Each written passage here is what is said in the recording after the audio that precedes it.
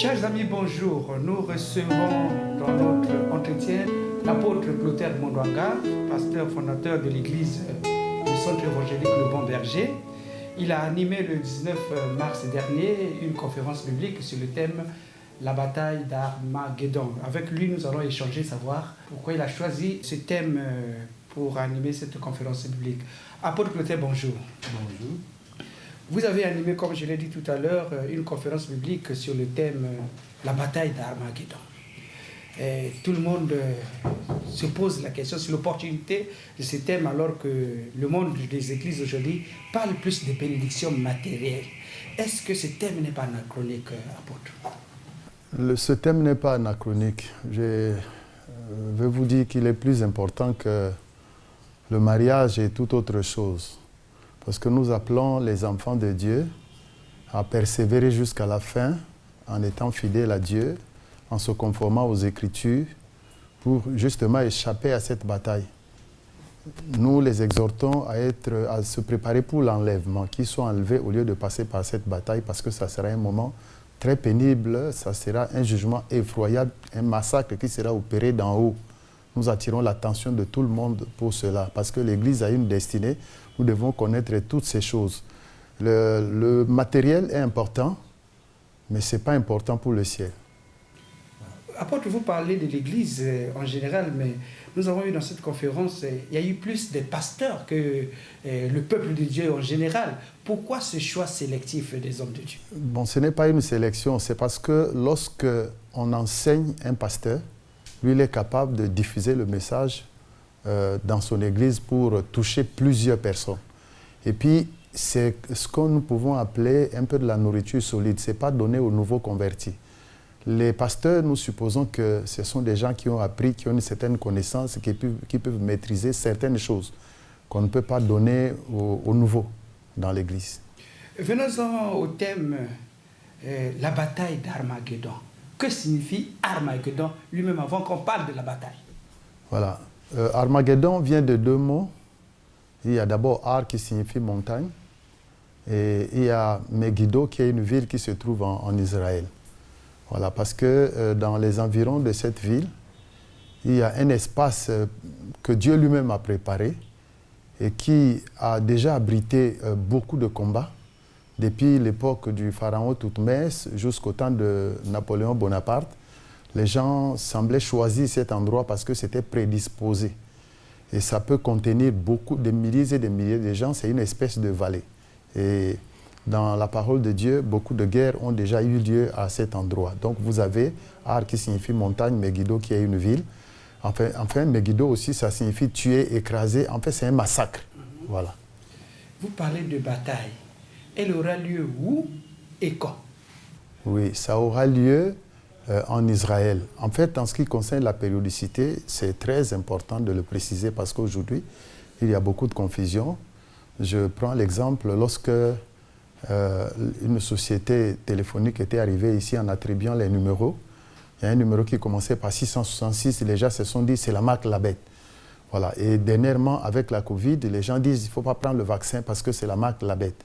Je crois que ces choses-là ont des périodes bien précises dans la parole de Dieu.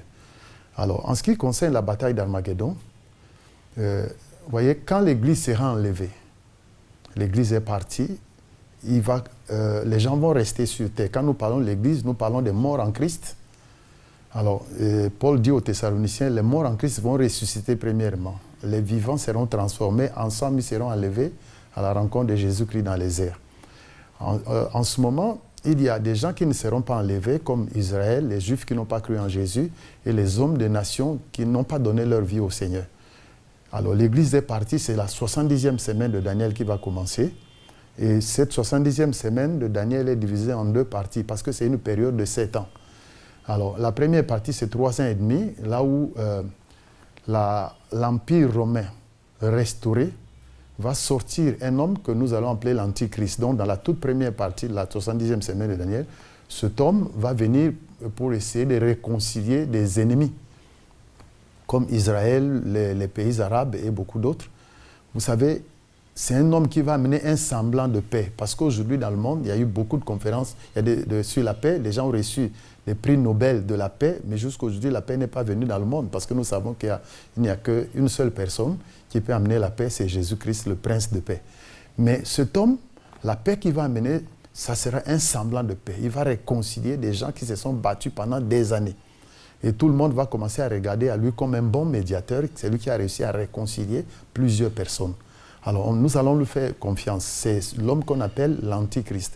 Maintenant, au milieu de la semaine, c'est-à-dire à la fin des 3 ans et demi, cet homme va révéler vraiment son identité pour montrer que ce n'était pas Christ, parce que les gens croiront que c'est Christ. Alors, mais lui, il vient, c'est un anti-Christ. Et quand il va arriver à la fin de cette période, il va entrer dans le 3e temple qui sera déjà rebâti à Jérusalem. Il va s'asseoir, il va faire cesser l'offrande et le sacrifice, il va se proclamer Dieu et il va réclamer adoration. C'est là où même Israël va se rendre compte que lui n'est pas Christ. Israël va rompre l'alliance et c'est là où va commencer ce qu'on appelle la grande tribulation.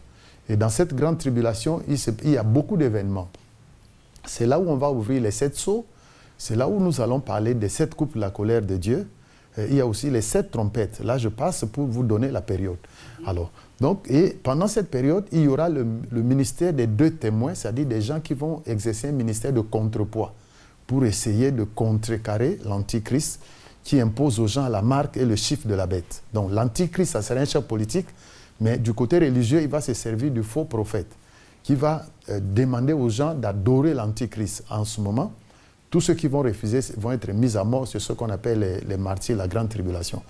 Maintenant, cette période de la grande tribulation va se terminer par ce qu'on appelle la bataille d'Armageddon avant l'instauration du règne millénaire. C'est un peu ça la période. Donc la partie, c'est la fin de la grande tribulation avant l'instauration du règne millénaire.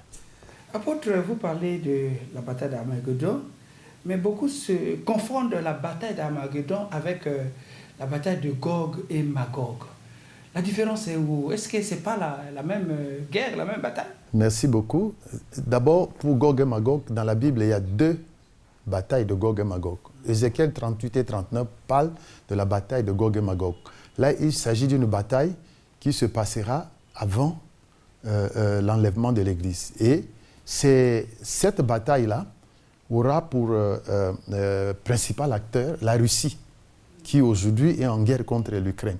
Voilà, on dit Gog, il est du pays de Magog. Voilà, ça c'est une bataille qui rentre dans le cadre des signes de temps. Voilà, ça va se dérouler là-bas. Et ça, c'est la Russie qui va attaquer en Israël en collaboration avec les Arabes. Parce que depuis la fondation de l'État d'Israël en 1948, toutes les guerres israélo-arabes ont vu la Russie fournir de l'armement aux Arabes. Qu'est-ce qui s'est passé? Curieusement, le premier pays qui a reconnu Israël après sa fondation, c'était la Russie, au temps de Staline. Alors, c'était la guerre. Staline pensait qu'Israël devait être un pays socialiste. Et il a reconnu, s'est empressé de reconnaître Israël parce qu'il voulait avoir une base à ce niveau. Mais Israël n'a pas suivi le socialisme. C'est là où il a fait un demi-tour. En sorte, il est parti vers les Arabes pour les coopter. Et c'est comme ça qu'il a commencé à leur fournir des armes pour attaquer Israël. Et donc la première guerre de Gog et Magog, c'est une guerre qui est dans le cadre des signes de temps. Et ça, c'est la Russie qui va attaquer Israël en collaboration avec les Arabes. Ézéchiel 38 et 39 en parlent. D'ailleurs, la conférence prochaine, je vais parler de ça. Maintenant, dans la Bible, il y a une deuxième bataille de Gog et Magog. Ça se retrouve à la fin, c'est-à-dire à la fin de la bataille d'Armageddon. Jésus descend, il juge les nations, il répand un esprit de grâce et de supplication sur Israël qui se répand, il va avoir une conversion nationale. Et c'est là où il va instaurer le règne millénaire, la période de 1000 ans où l'homme ne va pas mourir. Voilà, c'est à la fin de cette période de 1000 ans. Et pendant ces 1000 ans, Satan sera lié. Donc il ne pourra plus tenter les gens. Donc nous verrons que le véritable ennemi de l'homme, c'est sa chair. Voilà, c'est à la fin qu'on va libérer Satan. Il va rassembler ceux qui ne se sont pas convertis pendant cette période. Alors ils vont attaquer ceux qui sont restés fidèles à Dieu. Et dans cette bataille, c'est Jésus qui va prendre Satan pour le jeter en enfer, là où seront déjà la bête et le faux prophète qui seront jetés à la fin de la bataille d'Armageddon. Monsieur Jamy, nous sommes avec l'apôtre Clotaire Mundwanga. fondateur de l'église, le centre évangélique Le Bon Berger. Avec lui, nous sommes en train de parler sur le thème qu'il a animé le samedi passé, sur la bataille d'Armageddon. Apôtre, revenons sur la bataille de Gog et Magog. Est-ce que nous pouvons dire que la guerre de l'Ukraine, c'est les prémices de cette guerre de Gog et Magog? Est-ce que ce n'est pas le début de cette bataille de Gog et Magog? Non, ce n'est pas le début, bien qu'il y ait beaucoup de Juifs en Ukraine. Le problème, c'est ceci. Regardez, l'Union soviétique, après les 2 guerres mondiales, le monde a été divisé en 2 blocs. Vous voyez, le bloc de l'Est avait à la tête l'Union soviétique. Et nous avons vu l'Union des républiques socialistes soviétiques, qu'on abrège URSS. Il y avait près de 15 nations qui s'étaient coalisées pour former cette union. Alors, en dehors de ces 15 nations, il y avait d'autres États qui étaient des républiques socialistes, mais celles-là étaient autonomes. Maintenant, avec la perestroïka, vers les années 90, quand Gorbatchev a décrété la perestroïka, vous avez vu qu'il y a eu une dislocation de l'Union soviétique. Maintenant, Poutine est venu. Il est en train de il veut reconstituer ces choses-là par la force. Vous voyez? Parce que l'Ukraine faisait partie de l'URSS. C'est comme la Moldavie, le Tadjikistan, l'Azerbaïdjan. Il y avait beaucoup de pays. Vous voyez? Donc, regardez aujourd'hui, nous avons parlé de l'Antichrist. En fait, l'Antichrist va sortir de l'Empire romain restauré. Parce que l'Empire romain renfermait plusieurs États qui sont aujourd'hui des États indépendants au niveau de l'Europe. Quand vous prenez la France, l'Allemagne, l'Italie, tous ces pays-là, ça faisait partie de l'Empire romain. Maintenant, dans les derniers jours, l'Empire romain est en train d'être restauré au travers de l'Union européenne. Ça a commencé par la CECA, la communauté économique du charbon et de l'acier. Et ils sont venus à la politique agricole commune. Et ils sont venus au traité de Maastricht où ils ont parlé de la monnaie unique. Et jusqu'au moment où ils ont élaboré une constitution commune à tous ces États, mais comme l'Europe est devenue comme un seul État, donc ils ont élaboré une constitution commune sous la direction de l'ex-président l'ancien président de la France, Valéry Giscard d'Estaing. Voilà. Certains pays ont ratifié cette constitution, d'autres ont refusé. Voilà pourquoi, dans la conférence de Lisbonne, au temps où Angela Merkel était le président en exercice de l'Europe, alors ils ont fait un traité simplifié et un pays comme la France a ratifié ce traité, cette constitution par voie parlementaire. Vous voyez? Donc aujourd'hui, l'Europe, c'est une nation. Hein, ça devient, je peux dire, un État. Parce que vous avez une capitale qui est Bruxelles. Ils ont leur parlement à Strasbourg en France. Ils ont la Banque centrale à Francfort, là-bas en Allemagne. Ils ont leur cour de justice, qui est au duché de Luxembourg, à côté de la Belgique. Vous voyez, c'est un seul État. Ce qu'on appelle l'Europe. Ils ont une monnaie commune, tout ça.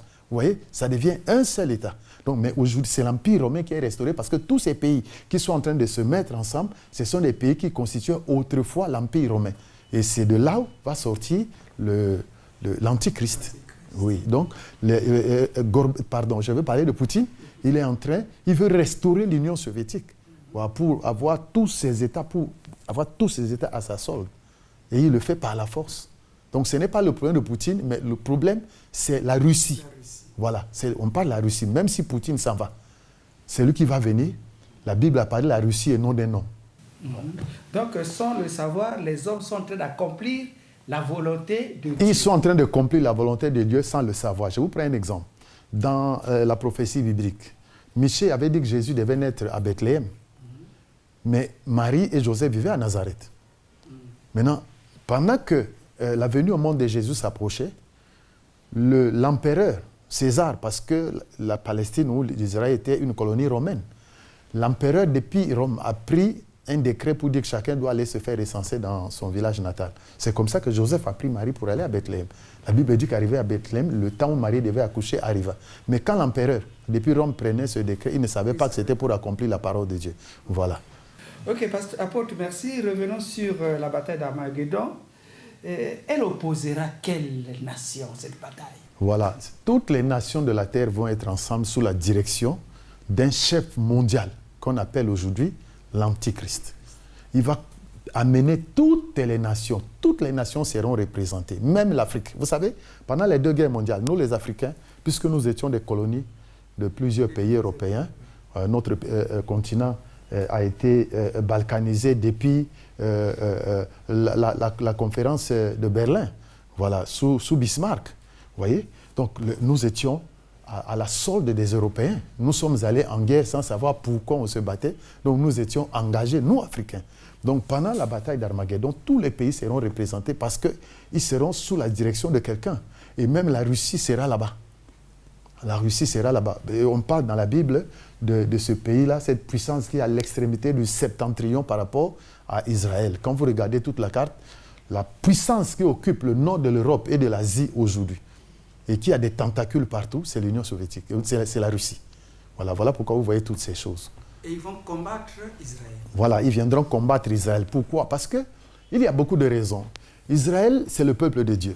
Pendant des années, lorsqu'un pays atteignait l'apogée de la puissance et devenait une puissance mondiale, en tout cas, ce pays n'était pas content tant qu'il n'avait pas conquis Jérusalem. Parce qu'il y a un endroit qui est convoité aujourd'hui, c'est l'esplanade du temple. Donc Jérusalem, c'est la ville de Dieu, là où Dieu avait placé son nom. Donc tous ces pays vont se mettre ensemble, ils vont venir attaquer Israël. Parce que, regardez, Israël était un seul royaume. Après la mort de Salomon, le royaume s'est divisé. Voilà. Et Nebuchadnezzar est venu prendre ceux de Juda. Et Shalmaneser, roi d'Assyrie, a pris ceux du royaume d'Israël. Ils les ont amenés en déportation. Lorsque Cyrus est venu, il a pris un décret, les gens sont revenus rebâtir le temple. Alors, donc ce deuxième temple qui a été rebâti, c'est le temple dans lequel Jésus est entré. Mais Hérode l'avait embelli. Et ce jour-là, quand Jésus est entré, au sorti, les gens lui faisaient remarquer les constructions. Il a dit, voyez-vous tout cela, il ne restera pas ici, pierre sur pierre, qui ne sera renversé. Et cette prophétie s'est accomplie en l'an 70 de notre ère, quand Titus est venu détruire Jérusalem et le temple. Aujourd'hui, Israël n'a plus de temple. Là, à l'esplanade du temple, au temps où les Arabes avaient conquis Jérusalem, le calife Omar avait bâti la mosquée d'Omar. Et à côté de la mosquée d'Omar, il y a la mosquée Al-Aqsa et puis beaucoup d'autres petites mosquées à l'intérieur. Je le dis parce que moi-même je suis arrivé, j'ai vu. Alors, c'est un endroit très convoité. Alors, Israël, en l'an 70, les Romains ont détruit Jérusalem et ils ont vendu les Juifs comme des petits pains. Donc aujourd'hui, nous parlons de la diaspora juive. Les gens sont allés partout. On les a vendus, ils étaient éparpillés dans le monde. Mais il y a un homme qu'on appelle Théodore Herzl, qui était un philosophe juif, mais autrichien, qui avait tenu la première conférence sioniste pour prôner le retour des Juifs en Palestine.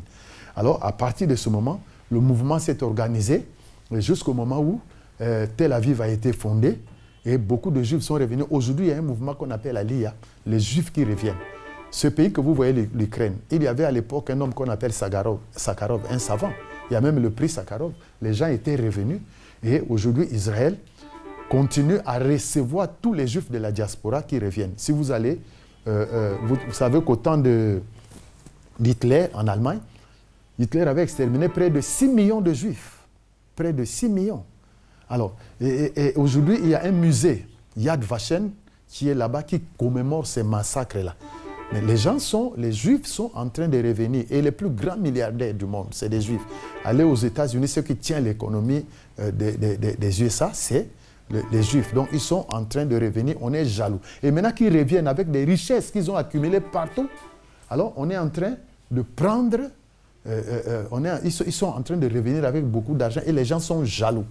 Les Russes, tout le monde, on voit comment ce petit pays qui est parti de rien, juste depuis 1948 jusqu'à aujourd'hui, voyez comment ce pays est devenu. D'abord, en ce qui concerne la puissance des airs, la force de frappe, Israël est la 3e puissance. Au niveau de l'armée, c'est la 4e puissance. Après les États-Unis, la Russie, la Chine, et après ces 3 pays. Ça, c'est au niveau de l'armée. Mais l'aviation, c'est la 3e puissance du monde. Donc, c'est un petit pays, tu ne peux pas comme... Regarde un peu les géants arabes qui sont nombreux autour d'Israël, mais ils ont fait plusieurs guerres. Israël a toujours été vainqueur. Tu commences par la guerre de l'indépendance en 1948. Tu prends la guerre du Sinaï en 1956, la guerre de 6 jours en 1967 et la guerre du Kippour en 1973. Israël était toujours vainqueur. Donc, les gens sont jaloux de ce petit pays. C'est le peuple de Dieu. Apôtre, merci. Nous sommes en train de parler de la bataille d'Armageddon. Mais comment se terminera cette grande bataille qui va réunir presque tout le monde? Ah, ça, c'est très important parce que Dieu lui-même, d'abord, vous voyez que cet endroit, c'est un endroit que Dieu lui-même a préparé. C'est là où Barak avait vaincu Sisera. Barak était sous la direction de Déborah. Sisera était sous la direction d'un roi cananéen qu'on appelle Jabin. Vous voyez? Bon. Le roi Josias était mort à cet endroit quand il était venu couper la route à l'empereur Nécho qui partait attaquer les Babyloniens.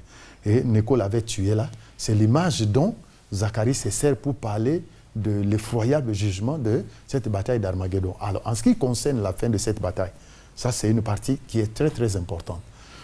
Ça veut dire que Jérusalem est assiégée et prise. La Bible dit que les femmes seront violées, ça c'est dans Zacharie 14, les femmes seront violées. On va tuer beaucoup de Juifs. Et en ce moment, Jérusalem est au bord de la défaite. Alors, Jésus-Christ va paraître. Parce que lors de l'enlèvement, Jésus ne viendra pas sur terre. Il va s'arrêter dans les airs. Les morts en Christ vont ressusciter. Les vivants en Christ transformés. Ensemble, ils seront enlevés à la rencontre de Jésus-Christ dans les airs. Mais, à la fin de la bataille d'Armageddon, c'est ce qu'on appelle le retour en gloire. Jésus va sortir, va descendre du ciel, monter sur un cheval blanc, avec à sa suite tous les saints qui ont été enlevés. Et les anges ils descendront dans le but de combattre l'Antichrist qui a à sa solde l'armée du monde entier. Donc quand Jésus descend, il prend l'Antichrist et le faux prophète, il les jette en enfer. Il détruit les armées de nations et il va appeler même les oiseaux qui vont venir manger les cadavres des rois, des chevaux, les cadavres des ennemis d'Israël. Ça, donc le sort de l'Antichrist et du faux prophète, c'est l'enfer. La Bible dit qu'ils seront jetés vivants dans les temps de feu et de soufre qui est l'enfer. À partir de ce moment, il va proclamer le jugement des nations dont on parle dans Matthieu 25. Alors, et dans ce jugement des nations, les gens seront divisés en 3 catégories. D'un côté, il y aura les boucs. Ce sont des gens qui ont livré les Juifs comme ceux qui livraient les Juifs à Hitler. Alors ceux-là, les traîtres, le Seigneur va les mettre à mort. Il va les mettre à mort. Maintenant, il y aura ceux qu'on appelle des brebis. C'est des gens qui ont protégé les Juifs. Et ceux-là, le Seigneur va les prendre, il va les faire entrer vivants dans le règne millénaire. Mais il y a ceux qu'on appelle mes frères dans ce jugement. Mes frères, ce sont les Juifs. Jésus va les prendre, ceux qui sont restés vivants, il va les faire entrer vivants dans le règne millénaire. Maintenant, il va répandre un esprit de grâce et de supplication sur Israël pour qu'Israël se convertisse. Parce qu'aujourd'hui, beaucoup de gens en Israël ne croient pas en Jésus comme étant le Messie. Et quand vous leur parlez de Jésus, ils disent ça dépend de la définition que vous donnez au mot Messie. Mais il y a un groupe que Dieu est en train de prendre, ce qu'on appelle aujourd'hui les Juifs messianiques. Ce sont des gens qui se sont convertis à Jésus, qui dirigent des églises et ils sont maintenant nombreux. Ils sont en train de parler aux autres. Mais beaucoup sont restés incrédules, ils ne croient pas en Jésus comme étant le Messie. Alors donc, les Juifs, Jésus en venant, il va répandre sur les Juifs un esprit de grâce et de supplication. Et en un seul jour, Israël va se convertir. Et le Seigneur va les prendre, il va les faire entrer vivants dans le règne millénaire. Vous savez, ça c'est un miracle, où il y a une repentance nationale. Les gens, la Bible dit, les gens vont reconnaître Jésus comme le Messie qu'ils avaient percé. Parce que la Bible dit que la parole a été faite, elle est venue chez les siens ne l'ont point reçue. D'ailleurs, c'est eux qui ont crucifié le Seigneur. Ils l'ont rejeté, ils ont préféré Barabbas à lui. Mais ce jour-là, ils vont le reconnaître. Ils vont se convertir à lui en un seul jour. N'oubliez pas que Israël a été fondé en un seul jour. Quand vous dites fondé en un seul jour? Oui, parce que l'État d'Israël n'existait plus. C'est en 1948 que les Nations Unies ont pris la décision de restaurer cet État. Et sous le premier ministre Ben Gurion, la cérémonie devait avoir lieu le 15 mai 1948. Or, le 15, c'était un jour de sabbat. Et Ben Gurion a proclamé ça le 14. Mais la date officielle, c'est le 15 mai 1948. D'ailleurs, au mois de mai, nous allons faire une série de conférences pendant une semaine. Parce que ça sera le 74e anniversaire de la fondation de l'État d'Israël depuis 1948. Et, pasteur, une parenthèse avant de continuer sur la bataille d'Armageddon, parce que vous parlez d'Israël. Il y a des critiques qui disent pourquoi aller en Israël alors que l'Église doit vivre par la foi? Pourquoi visiter, connaître Israël en tant que nation, alors que le Seigneur nous demande que le juste vit par la foi, ceux qui croiront sans avoir vu, heureux ceux-là, ceux qui croiront sans avoir vu. Pourquoi visiter Israël aujourd'hui? Bon, je vais dire ceci. Israël, c'est l'horloge de l'Église. C'est la montre. Si tu ne regardes pas l'heure, tu es bon. Parce que Jésus a dit, quand vous verrez le figuier fleurir, Jésus lui-même, il a donné des signes. D'abord, il y a deux sortes de signes. Il y a des signes précurseurs, c'est-à-dire les signes avant-coureurs. Ça vous montre qu'il y a quelque chose qui va arriver. C'est quand, par exemple, le ciel, lorsque ça commence à donner des éclairs, des tonnerres, vous savez que bientôt, il va pleuvoir. Mais il y a des signes qui sont des symptômes, c'est-à-dire la maladie est déjà dans le corps. Maintenant, les signes sont dehors. Oui. Vous voyez ça? Donc, Jésus nous a orientés et il nous a dit même de prier pour Jérusalem. Donc, aller à Jérusalem, c'est la capitale d'Israël. Là où Dieu, quand Dieu a enlevé son nom à Silo, après l'infidélité des fils du sacrificateur Élie, Dieu a mené son nom à Jérusalem.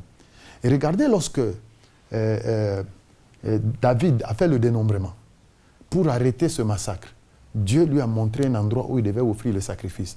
Et quand il a bâti l'autel dans l'aire d'Aravna, le feu est tombé pour consumer l'offrande, le sacrifice. Il a dit ici, c'est l'autel de Dieu, ici, ça sera la maison de Dieu. Il a donné des possibilités à Salomon de construire le temple et c'était là. Mais sans savoir que cet endroit, c'est exactement l'endroit où Abraham avait offert Isaac. Donc c'est ça ce que nous appelons aujourd'hui l'esplanade du temple. C'est cet endroit, le Morija. C'est cet endroit-là. Donc vous ne pouvez pas être dans l'église parce que Israël, c'est la racine. Vous voyez, quand vous lisez Romains 10, 11, vous allez voir qu'on parle d'Israël. Pourquoi nous sommes sauvés? Dieu a permis que Israël s'entête un peu. C'était pour nous prendre. Parce qu'avant, le monde était divisé en deux. D'un côté Israël, de l'autre nous. Mais quand Jésus est venu, il a brisé le mur de la séparation. De deux, il a fait un seul. Donc tous les Juifs qui croient en Jésus partiront avec l'Église. Mais ceux qui ne croient pas vont rester pour attendre le moment de la repentance. Donc visiter Israël, c'est pour aller toucher du doigt les sites où le Seigneur a marché. Ce n'est pas pour aller chercher quelque chose. Parce que n'oubliez pas que l'eunuque éthiopien était parti à Jérusalem. Il revenait sans Jésus. Mais il a retrouvé Jésus en chemin lorsque Philippe l'a rencontré, lui a prêché Jésus-Christ. Vous voyez? Donc nous n'allons pas pour chercher quoi que ce soit, mais visiter cette terre, c'est important parce que c'est là où notre Seigneur a marché. Moi, j'y vais. Je suis allé, j'ai vu beaucoup de choses. J'ai vu la mer de Galilée, j'ai vu le tombeau du Seigneur. Je suis allé partout. J'ai vu Bethléem, je suis entré dans le temple, j'ai vu Cana, j'ai vu Nazareth, j'ai vu tous ces endroits. Je suis allé à la mer Morte, je suis allé dans le Jourdain, pas pour me faire baptiser dans le Jourdain, mais je voulais toucher du doigt aussi. Je suis descendu. C'est dans ce fleuve que le Seigneur a été baptisé. On ne va pas chercher quoi, mais nous allons visiter un peu ces sites qui sont importants pour nous. Ok, merci apôtre. Toujours sur la bataille d'Armageddon, pendant cette bataille, quel est le rôle qui est dévoilé l'Église? L'Église joue quel rôle pendant toute cette bataille? Merci beaucoup. Ah, ça, c'est une très bonne question. Regardez, pendant que la bataille d'Armageddon va se dérouler, l'Église ne sera plus sur terre. L'Église sera déjà enlevée. Parce que c'est quand l'Église est enlevée que la 70e semaine commence. Voilà. Donc l'importance pour l'Église, comme j'avais dit, lors d'une conférence en ligne, j'étais en train de dire aux gens, nous chrétiens, nous devons veiller sur la prophétie. Ça veut dire que chaque chrétien doit tout faire pour éviter d'arriver à cette bataille. Parce que pour y arriver, d'abord, il faut arriver d'abord. Parce qu'avant ça, il y aura beaucoup de choses où on va vous imposer la marque, la bête. Si vous refusez, on vous tue. Et connaissant les gens actuellement, par la peur de la mort, beaucoup vont prendre cette marque. Et s'ils prennent ça, c'est l'enfer qui les attend. C'est irrémédiable.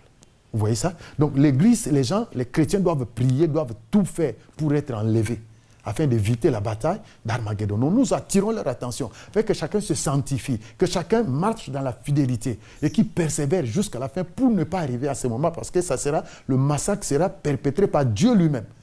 Et quand Dieu perpètre un massacre, personne ne peut l'arrêter. Vous voyez? Les gens peuvent arrêter Poutine. Mais si c'était Dieu qui faisait ça, qui pouvait aller en Ukraine combattre Dieu? Personne. Donc il faut que les chrétiens sachent qu'ils doivent tout faire pour être enlevés au lieu d'aller échouer dans cette bataille. Voilà. Apôtre, nous allons lentement et sûrement à la fin de notre entretien. Selon le calendrier de Dieu, vous avez parlé d'Israël qui est l'horloge de Dieu. Selon le calendrier de Dieu, à quelle période sommes-nous lorsque nous voyons ces choses? Est-ce que nous pouvons dire que la bataille d'Armageddon est imminente selon le calendrier de Dieu? Non, la bataille n'est pas imminente, mais on peut aussi dire qu'elle est imminente. Parce que 7 ans, ce n'est pas beaucoup. Vous voyez? Alors, l'enlèvement de l'Église peut venir à tout moment. Ça peut, et dès que l'enlèvement est fait, nous allons entamer la 70e semaine de Daniel. Donc, en ce qui concerne le calendrier, lorsque nous lisons la lettre aux 7 églises du livre d'Apocalypse, vous allez comprendre que nous sommes au 7e jour par rapport à la création. Dieu a créé le monde pendant 6 jours, le 7e, il s'est reposé. Mais dans le calendrier biblique, nous sommes au 7e jour et ça correspond à l'âge de l'église de Laodicée. C'est-à-dire là où les gens croient qu'ils ont de l'argent, là où les gens croient qu'ils ont tout, ils ne manquent de rien. Parce qu'aujourd'hui, les progrès technologiques ont rendu les hommes fous. Les gens ne veulent plus dépendre de Dieu puisqu'ils sont capables de faire beaucoup de choses. Ils ne savent pas que Dieu avait dit qu'il y a des choses que les gens liront dans le temps, la fin et la connaissance augmentera. Regardez les moyens de transport. Tu peux quitter aujourd'hui pour aller aux États-Unis en un temps record. Donc tu peux sillonner le monde en un temps record. Voyez? Donc les gens sont fous. Ils ne comprennent pas. Mais dans le calendrier, nous sommes à la fin. Nous sommes à la fin. J'ai parlé de la première bataille de Gog et Magog. Dès que ça va avoir lieu, alors ça va donner la route à Israël pour rebâtir le 3e temple. Or, le 3e temple, pour être rebâti, on n'a pas besoin d'attendre des années parce que le matériel est préfabriqué. On va superposer. Là où Jésus dit, il ne restera plus pierre sur pierre qui ne soit renversé. Donc, c'est des choses qu'on va superposer. C'est comme quand vous mettez les dallettes. Les dessins font que les deux dallettes se marient. Voilà, donc ça va aller vite. Et au moment où je vous parle, tout le matériau est prêt. Le chandelier, les tables de pain de proposition, tout est prêt. Et on est en train de former des sacrificateurs. Il y a une école. Les habits des sacrificateurs, tout est prêt. Je parlais du miracle qui a eu lieu à Jaffa. À Tel Aviv, Jaffa, c'est maintenant une seule ville, où les escargots de mer qui ont échoué sur la plage ont sécrété un liquide qui permet aujourd'hui de décorer les habits des sacrificateurs. Je parlais de la vache rousse l'autre jour. Aujourd'hui, on élève des vaches rousses qu'on a importées du Mississippi. Donc, tous ces signes montrent que l'arrivée du Seigneur est très imminente. Donc, les chrétiens doivent tout écrire au propre, qu'ils évitent le brouillon. Parce que quand on va ramasser les copies, on ne prendra pas le brouillon. Même si vous avez mis toutes les réponses là-bas. Donc, en tant que chrétien, tous ces signes, Jésus a dit, quand vous verrez ces choses, redressez vos oreilles. C'est-à-dire, soyez sages, sachez qu'il est à la porte. Donc, c'est très important. Nous sommes à l'âge de l'église de Laodicée, où les gens croient que l'on... Vous voyez, regardez la course à l'argent, même dans les églises. Aujourd'hui, c'est comme ça. Je me rappelle, j'ai lu un livre où un pape disait à quelqu'un, il dit, ah, tu vois, ce n'est plus l'époque de Pierre et Jean pour dire, je n'ai ni or ni argent pour te donner. Nous, aujourd'hui, on a l'or, on a l'argent. Et cet homme-là est resté calme. Et puis, il a rétorqué, il a dit au pape, oui, et alors l'argent, voilà pourquoi nous ne voyons plus de lève-toi et marche. Parce que les gens sont derrière autre chose. Ils ne sont pas derrière la puissance pour la gloire de Dieu, mais c'est pour leur propre gloire. Donc voilà pourquoi ce qu'ils appellent miracle n'est plus miracle. Oui. Donc nous sommes vraiment dans les temps de la fin. Regardez, l'apôtre Jean il disait déjà à son époque, petits enfants, c'est la dernière heure. Si à l'époque des gens c'était la dernière heure, à notre époque, ce n'est pas la dernière seconde. Voilà. Donc nous sommes à la fin. Nous sommes à la fin. Apôtre, merci. Je crois que doit faire, vous l'avez dit, je voudrais que vous le répétiez, à la lumière de tout ce que vous venez de dire, que doit faire l'Église? C'est important, l'Église d'aujourd'hui. Voilà. Oui, j'aimerais vous dire que l'Église doit être consciente du fait que lors de la première venue de Jésus, Jésus n'était pas juge. Jean 3, 17 dit qu'il n'est pas venu pour juger le monde, mais il est venu afin que le monde soit sauvé par lui. Et pendant cette période, c'est la période de la grâce, où Jésus dit, où la Bible dit, Jean 1, 17, la loi a été donnée par Moïse, mais la vérité et la grâce sont venues par Jésus. Donc le temps de la grâce, Jésus est l'agneau de Dieu, comme Jean-Baptiste l'avait présenté à André et l'autre disciple. Donc l'agneau, c'est c'est un animal qui est doux. Donc il pardonne les péchés. Vous pouvez le tuer, il regarde, la Bible dit on va l'amener à l'abattoir, il ne réagissait pas comme un agneau. Il dit je suis un ver et non un homme. Un ver, quand vous l'écrasez, il s'écrase, il se coupe en plusieurs morceaux. Alors, et là, il intercède pour nous, il fait tout pour nous. Il nous défend. Il comparait devant Dieu à notre place. Il jouait le rôle d'avocat. C'est ce que Jean avait dit. Petits enfants, ne péchez point. Si vous arrivez de pécher, vous avez un avocat auprès du Père, Jésus-Christ. Là, il joue le rôle de l'avocat. Mais quand Jésus va revenir, il ne sera plus avocat. Vous voyez? Quand il va revenir comme le lion de la tribu de Juda, comme le roi des rois et le seigneur des seigneurs. Quand tu rencontres un lion, il ne te dit pas shalom, il ne te dit pas bonjour. Il va sauter sur toi pour te dévorer. Donc il viendra comme juge. Donc le juge, il vient pour appliquer la loi. Il ne vient plus pour pardonner les gens. Donc l'Église doit être consciente de cela. Jésus, c'est l'homme le plus dangereux de la terre, parce qu'il a deux faces. Oui? Il est amour, il est un feu dévorant. Donc si tu le prends seulement du côté amour, tu vas aller en enfer. Parce que quand il va se présenter à toi comme un feu, parce qu'en tant qu'amour, tu dis il m'aime. Il ne peut pas, mais en français, on dit qu'il aime bien, châtie bien. Mais quand il te montre la deuxième face comme feu dévorant, c'est pour te jeter en enfer. Vous voyez? Donc je viens de dire ici que lors de sa première venue, il était avocat. L'agneau, doux, pour nous pardonner. Lors de la deuxième venue, il est juge. Et le chrétien doit prendre conscience de cela. Ce même Jésus que nous adorons aujourd'hui, c'est le même Jésus qui sera juge ce jour-là. La Bible dit dans Acte 17, à partir du verset 30, Dieu, sans tenir compte des temps d'ignorance, appelle les gens à se repentir. Parce qu'il a prévu un jour où il va juger le monde par un homme dont il a donné la preuve en le ressuscitant d'entre les morts. C'est Jésus-Christ. Voilà. Donc, il est juge. Donc, il reviendra comme un juge. Et l'Église doit prendre conscience de cela pour pouvoir partir lors de l'enlèvement et être prêt à tout moment. Parce que dans la Bible, on parle des 10 vierges, 5 sont partis, d'autres sont restés. Et moi, je pose la question aux chrétiens qui m'entendent. Ce jour-là, il sera parmi les 5 qui seront enlevés ou parmi les 5 qui resteront. Parce que si vous vous retrouvez à l'église ce jour-là pour dire nous allons faire la répétition, nous allons faire l'intercession, c'est que vous êtes restés. Alors que les autres sont déjà partis. Mais ce jour-là, il y aura des veillées mortuaires partout, on va pleurer les gens. Mais ceux qui étaient partis à l'église, même un jour, sauront que il s'agit de l'événement dont nous parlions à une conférence. Parce qu'en Égypte, c'était comme ça. Qui pouvait aller assister l'autre? Le premier-né était mort partout. Alors qu'il soit comme ce voleur, même au dernier moment. Il y en a qui disent, moi je vais croire avant de mourir. Est-ce que tu connais le jour de ta mort? Tu peux aller brusquement. La Bible dit le moment favorable, c'est aujourd'hui. Si tu entends la voix de Dieu, n'endurcis pas ton cœur. Tu ne connais pas le jour de ta mort parce que tu n'es pas maître de ton souffle. Donc il faut que les chrétiens prennent conscience de ce fait, que Jésus va revenir comme juge. Et qu'ils prennent les précautions de partir lors de l'enlèvement. Donc, qu'ils évitent toutes ces choses dont tu parlais. Le mariage, c'est bien, mais on ne doit pas courir derrière le mariage. L'argent, l'amour de l'argent, c'est la racine de tout le monde. Mais chacun a besoin d'argent. Mais c'est quand tu y mets l'amour, tu es prêt à sacrifier les autres pour avoir de l'argent. Ça, c'est autre chose. Vous voyez? Donc, nous devons revenir dans la parole. Vous savez que ce que nous prêchons aujourd'hui, si les Paul revenaient ici, ils vont rigoler, ils vont dire, ça c'est l'église que nous avions laissée ou autre chose.